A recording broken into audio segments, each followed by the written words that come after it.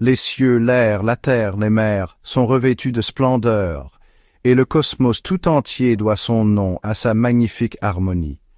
Nous apprécions cette beauté des choses d'instinct, naturellement, mais la parole qu'il exprime est toujours inférieure à ce que notre intelligence a saisi.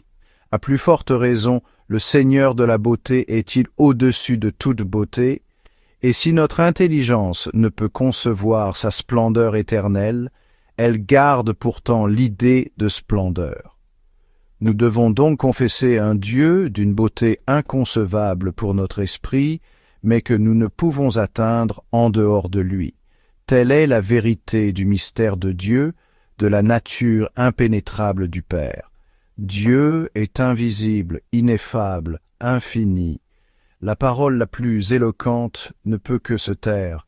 L'intelligence qui veut pénétrer ce mystère se sent tout engourdie, elle éprouve son étroitesse. C'est dans le nom de Père, cependant, comme nous l'avons dit, que nous avons sa vraie nature, car il est Père, mais non pas comme les hommes le sont, car lui est incréé, éternel, et il demeure lui-même toujours et pour toujours. Seul le Fils est connu, car personne ne connaît le Père, si ce n'est le Fils, et celui à qui le Fils veut bien le révéler. Ils se connaissent mutuellement, et la science qu'ils ont l'un de l'autre est parfaite. Et parce que personne ne connaît le Père, si ce n'est le Fils, c'est avec le Fils, seul témoin fidèle, qu'il nous faut apprendre à connaître le Père.